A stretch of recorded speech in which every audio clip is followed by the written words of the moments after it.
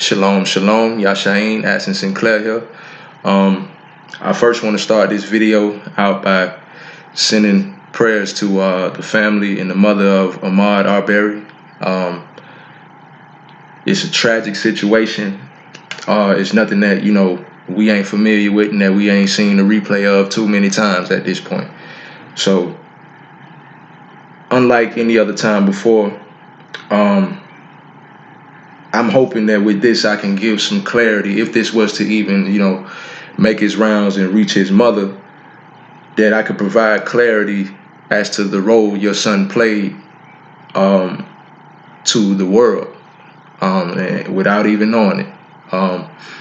So I simply can, start this off by, like I said, my prayers go out to you, especially Mom Dukes, man, the rest of the family as well, you know what I'm saying? But I know just, it's hard, especially to deal with that, and I'm seeing it on camera and things like that. It's just, it's hard, man. So, conclusively, what this is about, within the past few days, as this case has gained more popularity and as more proceedings have been made with it, Yahweh has begun to talk to me. Literally within the past 2 days, He started opening it up. Within the past 2 days, that I saw Ahmaud Arbery and his death, in a sense, 2 years ago, right?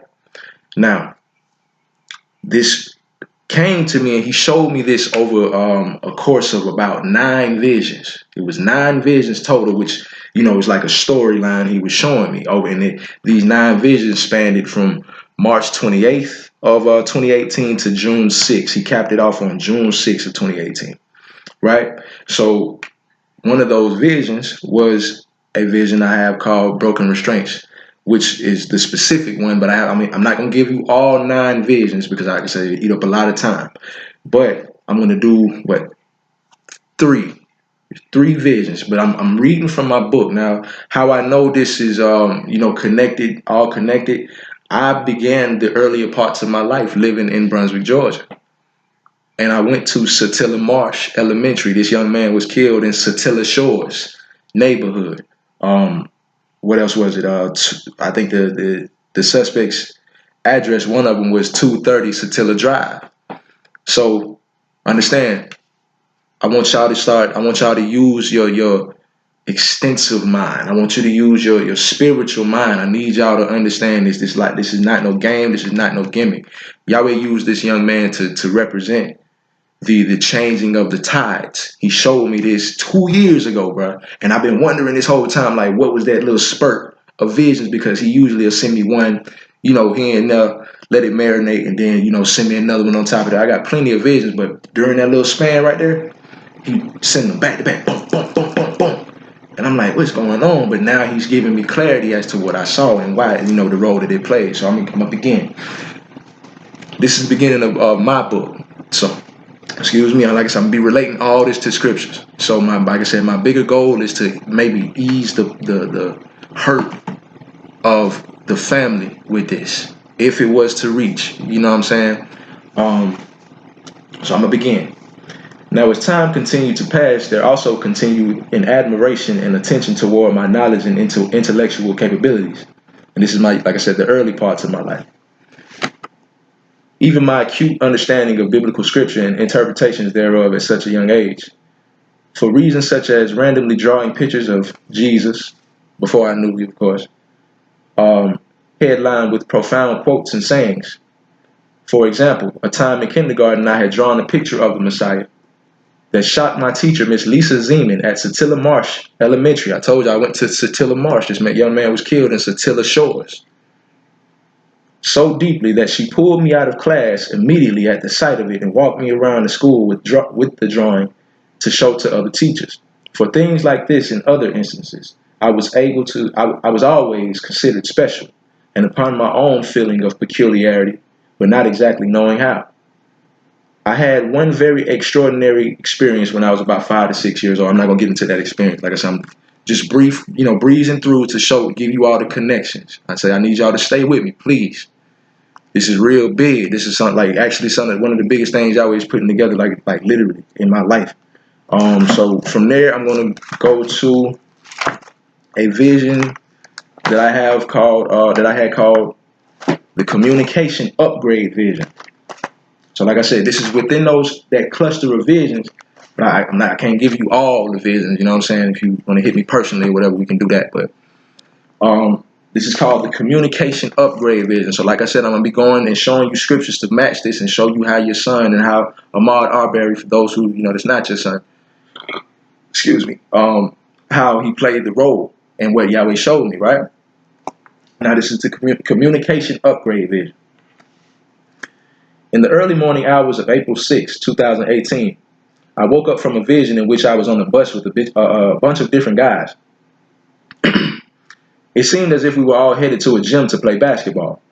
As I stood at the front of the bus, I overheard a few of the guys talking about how last time they were there, the gym was a mess, having debris and trash left over in it, but it had now been renovated and enhanced. Now, like I said, I'm standing at the front of the bus. I'm hearing guys behind me. It's like we all going to a gym to play basketball. I'm hearing guys behind me talk about how, the last time they was there, it was destroyed. Now, was not our temple, our holy temple destroyed and left, and we were scattered out into slavery? So y'all stay with me. We made a stop and picked up a guy who turned out to be my homeboy, Willie Brown. The name Willie adds up to 70, which is the same numerical value as Yahweh, Yahweh. Brown, 72, which is a derivative of 9, which is my personal number. Like I said, it was a span of 9 visions. From 8th grade, I met Willie Brown in 8th grade. We dapped each other up and stood talking for the rest of the ride, during which he hands me an iPhone to listen to some music with. We arrive at our destination and step off towards I step off towards the left to enter the gym. Willie walks towards the right, seemingly in a rush to get somewhere.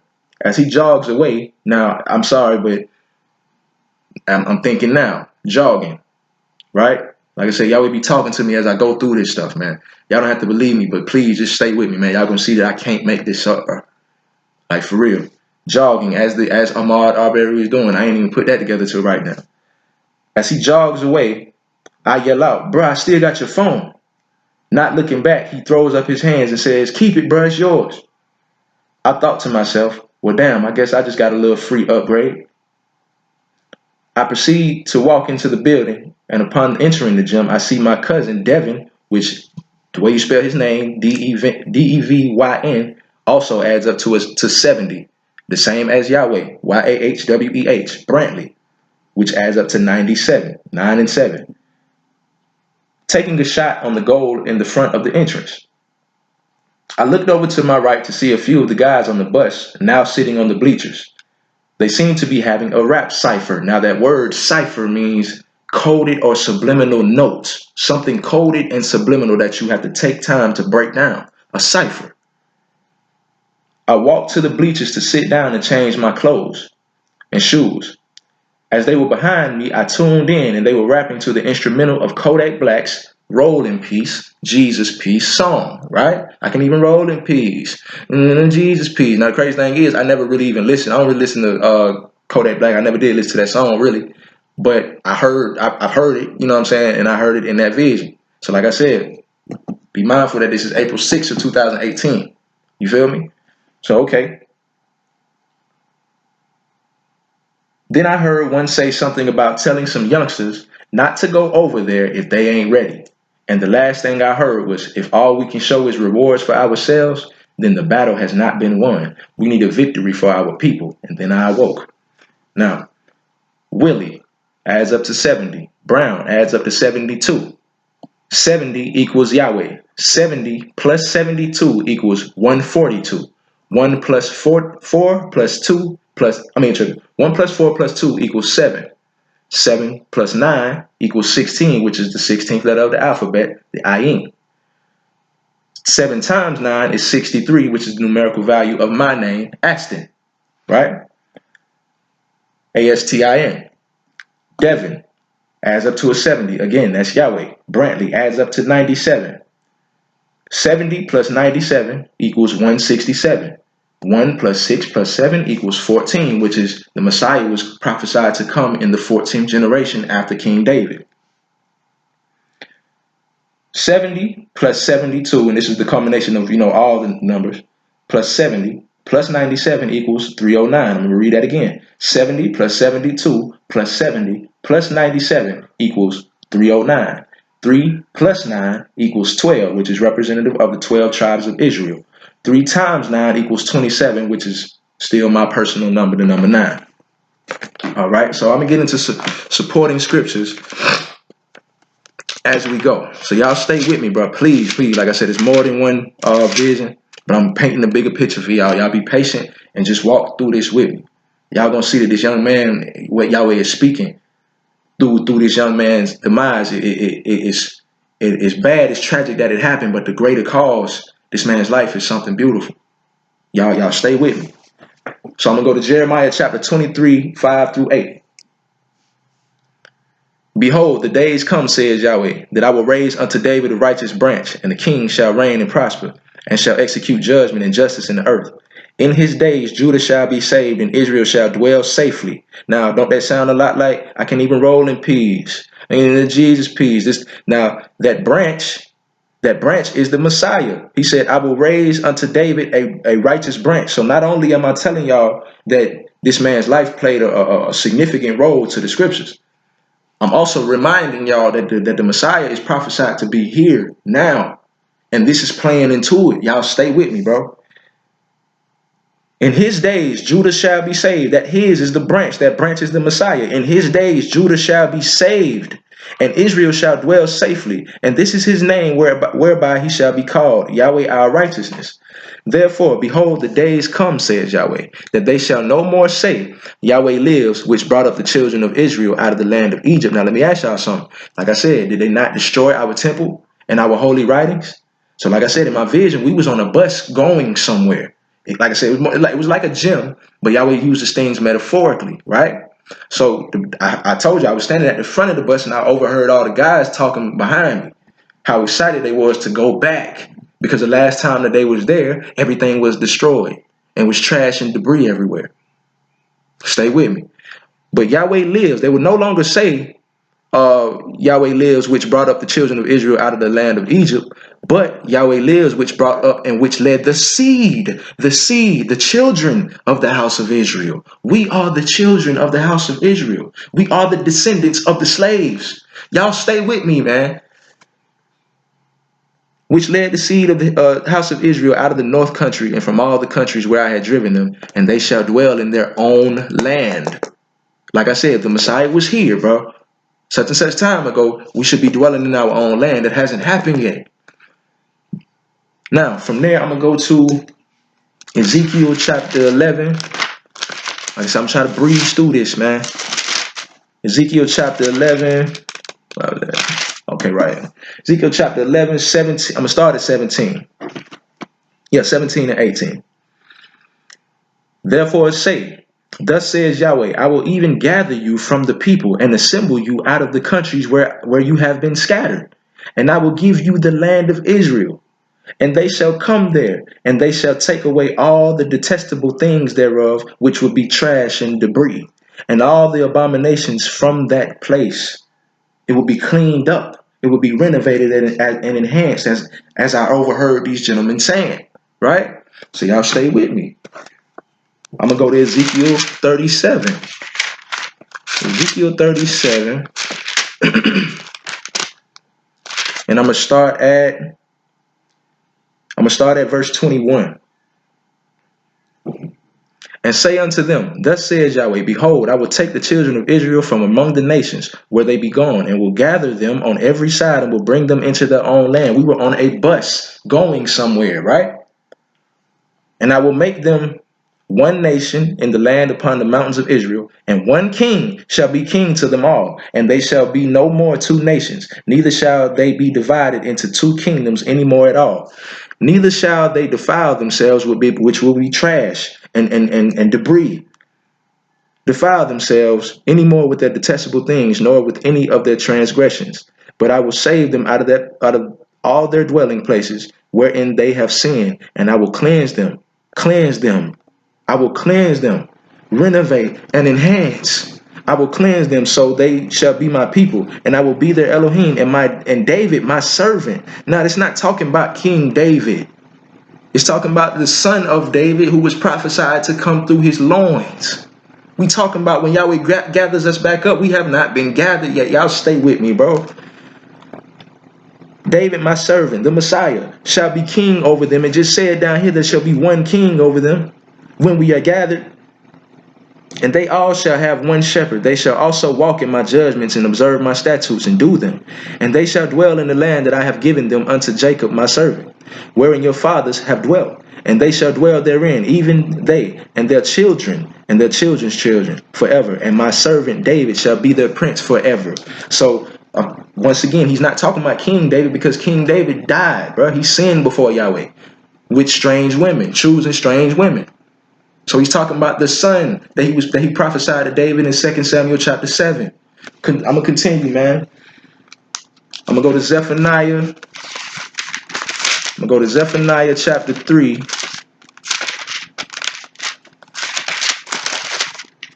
That's one of them little small books, man. So I be getting mixed up with that thing. Be at. I know it's in between here somewhere. Where you at, Joe? Man. Y'all forgive me. I be passing it up too fast. Here we go. All right. Zephaniah chapter 3, verse 20. Matter of fact, I'm gonna start at verse 19. Behold, at that time I will undo all that afflict thee, and I will save her I will save her that halts. Her that halts, or her that has come to a stop, is Israel, his woman, his bride. And gather her that was driven out, Israel. And I will give them praise and fame in every land where they have been put to shame. At that time will I bring you again, even in the time that I gather you. For I will make you a name and a praise among all the people of earth, when I turn back your captivity before your eyes, says Yahweh. Turn back the captivity, right? So from there, I'm going to jump to another one of these visions. And this one is called the Dimini vision. Dimini, right? Dimini vision. On April 18, 2018, I woke up in the night from another brief vision. I only recall stepping up to stand in front of celebratory balloons that spelled out Dimini, representing Anno Domini, which is Latin for year of our Lord, right? Anno equals 44, which is 4 plus 4 is 8. 4 to the 4th power is 64. Domini equals 64. 6 plus 4 is 10. 64 is also the numerical value of YHWH, right? Which is the tetragrammaton. So you take 44 plus 64, that equals 108, which is 1 and 8, 18, which equals 9, which is also the age of my awakening, which, like I said, the number 9 is my personal number, right? The next day, April 19th, 2018, Yahweh would continue to validate my big tree vision with scriptures like, okay, so I'm going to skip over that because, like I said, I can't give y'all all the visions, but I had another vision with a big tree, and, that represented something too, but I had the scriptures, to match that as well. So I'm going to get into, this is the I guess the overall direct where I saw Ahmaud, right? So check this out. This is called the broken restraint vision. On April 22nd, 2018, at approximately 6:03 a.m., I woke up with another joke from a vision which started with me being being chained at the neck to another Israelite brother to my left, having individual handcuffs. So we were chained at the neck with the yoke around our neck with a chain that was I'd probably say about 2-3 feet long, but we had individual handcuffs, right? So we were slaves, bro. Now, where's my pen? We were being walked on the outer edge of what looked like a rodeo ring, almost as some sort of show was going on. I looked around to see pale-skinned men and male children, who were chained together by the threes. They were made to walk around the pit as well, and at the sound of coordinated gunfire, they were made to run. Seconds later, horses would be released from their stables and would run up ramps and leap, coming down onto whomever they pleased. The pale-skinned prisoners stumbled and did their best to get away, but to no avail.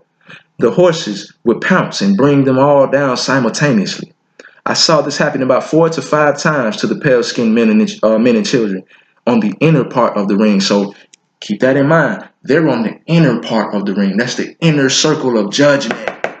The tides are changing. We are coming out of our curse. That 400 years is over. It's over. He showed me this 2 years ago, bro. Y'all stay with me. As me and the other brother with me were walked around the outer perimeter of the oval, because we're on the outside of that judgment now. We've already had ours. On the last go-round, I was approached on my right side by a man who resembled my former current events homeroom teacher, Mr. Lee Merritt. Now, if y'all look up Mr. Lee Merritt, this man used to be my teacher at South Atlanta High School in 9th and 10th grade. He was my current events and homeroom teacher. His name is Lee Merritt. I don't know if he want to throw his first name out, but I know his first name too. But he was 23, 24 when he was my teacher. So he was young at the time. And he would kick shit and always tell us, man, look, this is just a pit stop for me, man. I'm studying to be a lawyer. You know what I'm saying? I used to be just like y'all, man. You know, I put all his business out there, but that came from the bottom, man. You know what I'm saying? And hey, man, he did what he said he was gonna do years later. So if you go back and look at a lot of these high profile police brutality cases that have been going on for the last 4-5 years, he been on a lot of them, right? So I'm proud of you, Mr. Merritt. You did exactly what you said you was gonna do, man. So I ended up seeing Mr. Merritt, who is now the lawyer for Ahmaud Arbery's family for this case, right? He was wearing shades and dressed as a detective. Now, did they not say the men who shot him or the dad was a former police officer? So it's being used metaphorically, but y'all stay with me. He was wearing a light blue and gray shirt with blue jeans. He walked up on my right shoulder and immediately told me to hit your alarm for your car. I reach in my pocket to pull out the keys and hit the lock button about 2 times. I see Cash's burgundy Mustang in the parking lot with the lights flashing. So it's not a Mustang, another horse. Those horses represent judgment. The horses of judgment. The brother I was chained to was about 2 or 3 feet ahead of me at this point, and as we rounded the corner, I accidentally bumped into a white male police officer with my left arm and shoulder. I did it on purpose. I wanted to bump him. Fuck you. You know what I'm saying, man? And I wanted him to do something, right? I could tell he wanted to react in violence, but I didn't care. The Israelite brother with me intervened, saying, "Come on now, he ain't mean to, man. Look at him. He got a chain all around his neck and everything," as me and the officer stared menacingly at one another. Seconds later, the yoke around my neck seemed to loosen and fall off by itself. Y'all keep that in mind, man. Like I said, I'm showing y'all how this young man's death is pointing Israel in the direction in the time that we're in. I don't know, what anybody's religion. I'm not talking about no religion. Our Father is not no religion. He is one, and he cannot be divided. He uses people for profound purposes, people that you never knew. Not famous people. Y'all stay with me, man. Seconds later, the yoke around my neck seemed to loosen and fall off by itself. I'm finna show y'all some scripture to go with this, man. The detective came and grabbed me by my right arm to walk me in the opposite direction. As we walked, we seemed to exchange a few heated words. The scenery had shifted to a sunny boardwalk or fairground.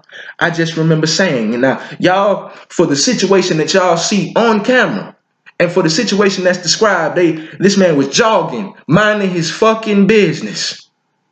And these people came bothering him and eventually killed him.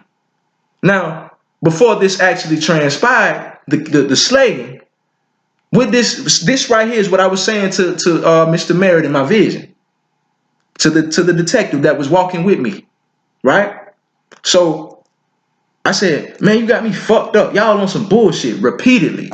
I kept telling him, like, man, you got me fucked up, bro. I can see you laying, y'all got me fucked up, man. Now, I'm not saying that those are his last words, but would that not be something close? Like, man, y'all tripping, bro. I'm just taking a job. What y'all got going on? Y'all tripping. This angered him and he quickly pulled a tactical takedown move on me and I fell to my back. Surprisingly, the handcuffs had now disappeared as well. And he jumped on top of me, attempting to pin me down. My hands free, I was able to keep him from doing so. We wrestled briefly. Did not this young warrior fight this man when he seen a loaded rifle in his hand?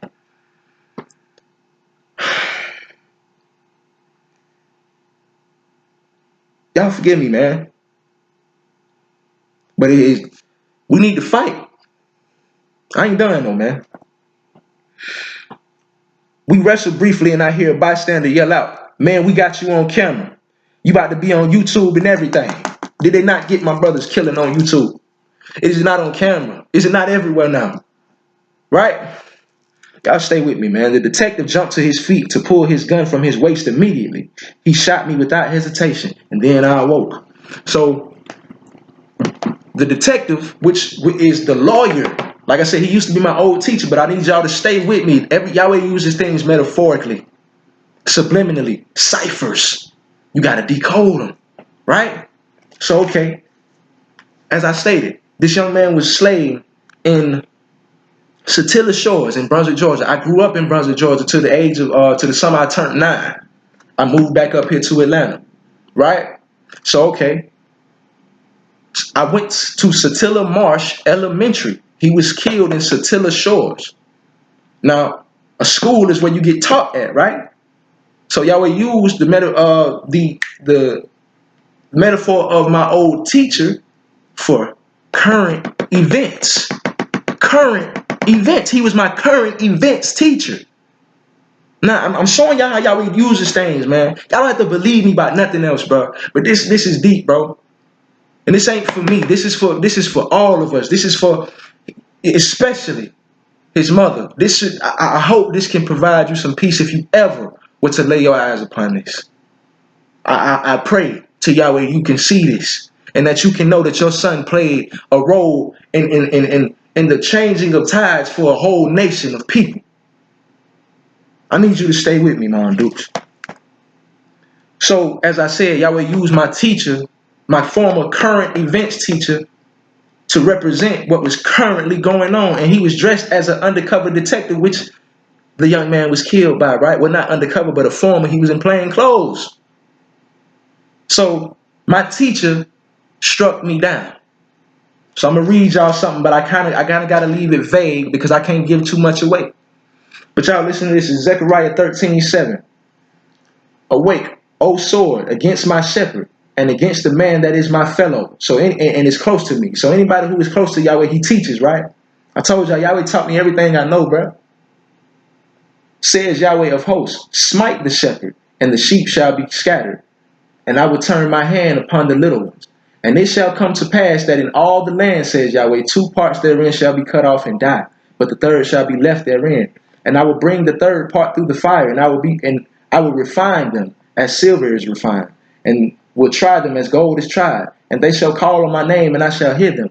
I will say, it is my people, and they shall say, Yahweh is my Elohim. So y'all, I'm going to jump to Jeremiah 30. I'm going to start at verse 7. Alas, for that day is great, so that none is like it. It is even the time of Jacob's trouble, but he shall be saved out of it. Yahweh is using this young man's death to let y'all know, man, look, we heading close to that time. We're getting close to that time, but he going to save us out of it.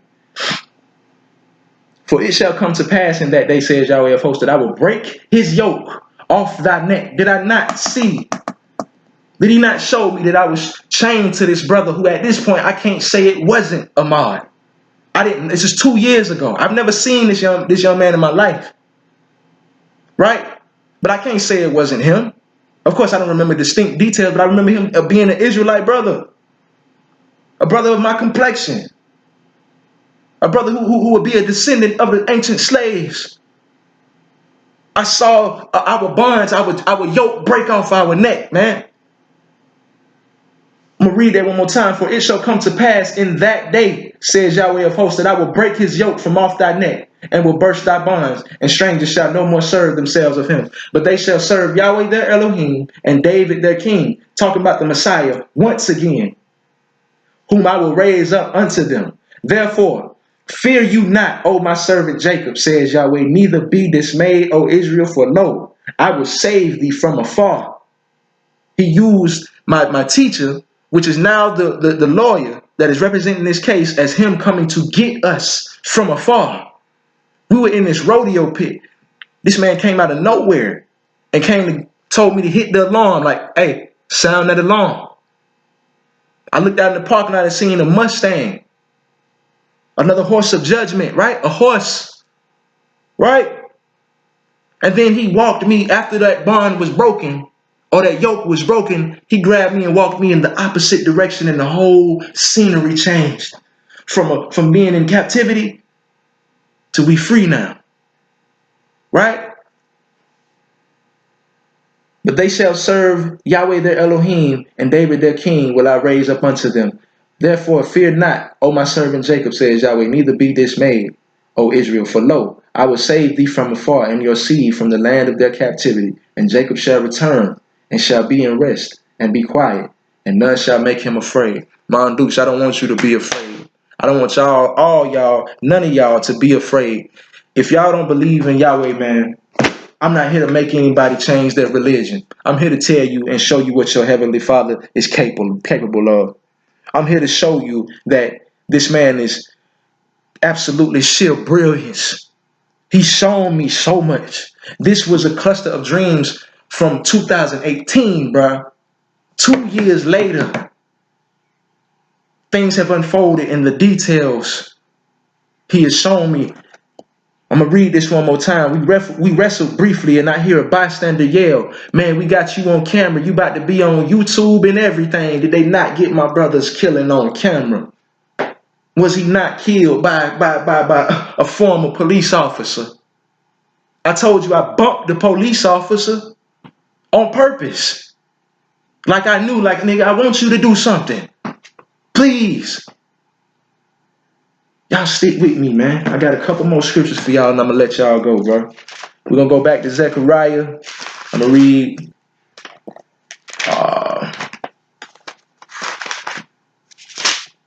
Zechariah chapter 1. I'm going to start at verse 2. Yahweh has been sore displeased with your fathers, with our ancestors. Therefore, say you unto them, thus says Yahweh of hosts, turn ye unto me, says Yahweh of hosts, and I will turn unto you, says Yahweh of hosts. Be not as your fathers, unto whom the former prophets have cried, saying, thus says Yahweh of hosts, turn ye now from your evil ways and from your evil doings. But they did not hear nor hearken unto me, says Yahweh. Now, that is the reason why in Deuteronomy chapter 28, verse 68, he said once we get on them slave ships, he will not be talking to us how he used to. Once we begin them 400 years, there will be no more prophets. But in the last days, he will raise up the son of David to speak through him. Y'all put it together, man. I'm going to jump from there. I'm going to skip down to verse 14. It's chapter 1 of Zechariah. So the angel that communed with me said unto me, cry you, saying, thus says Yahweh of hosts, I am jealous for Jerusalem and for Zion with great jealousy. And I am very sore displeased with the nations that are at ease. So the nations that thinking everything cool, they opening back up everything like everything all right. Like these plagues is not really actually starting to fall on this earth that we on.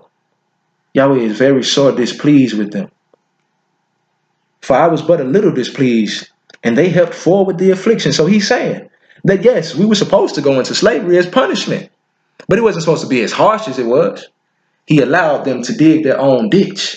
He knew he was coming back for retribution.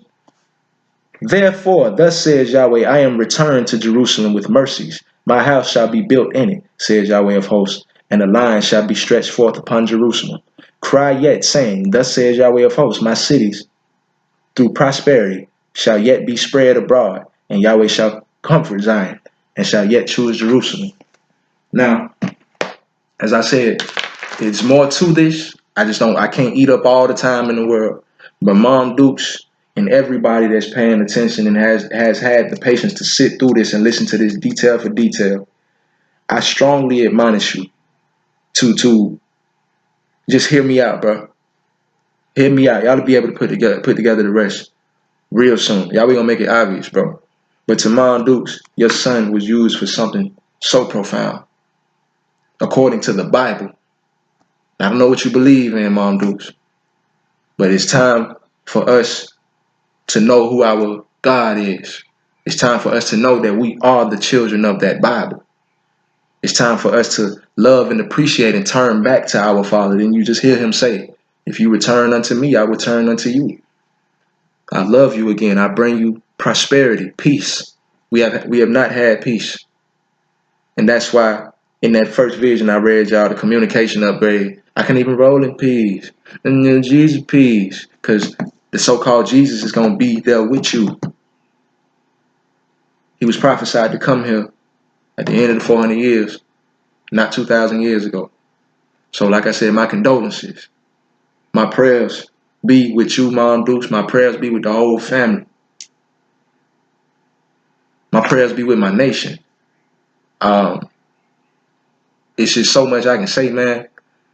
But I just hope y'all, like I said, can use this as, bringing you some sort of peace to know that the God of all in creation, the God of Israel, the God that chose you, used your son for something that it's real profound, Mom Dukes. It's real profound, family. So I hope that you can just hear me out on this, and it'll serve some type of purpose to you. But much love, always love. We will be heading into that peace. Yahweh is coming to rescue his children. We are in that time now. We are about to be brought up out of here. Yahweh changing the tides. The horses of judgment is about to be on the other nations and not us. It's over with. And Ahmaud Arbery, if I didn't mention it earlier, matter of fact, I'm going to read it directly just to cap it off and finish everything with this. If you did not know the meaning of your son's name, as Yahweh has been putting this together for me, he's giving me things. I got, I screenshotted the other day when, he started giving me the idea. I know you can't see it. I'll just read it. Ahmaud, Arabic origin and means highly commendable. It is also said to mean one who constantly thanks God. Highly commendable, and one who constantly thanks God. So y'all let that marinate, man. Shalom.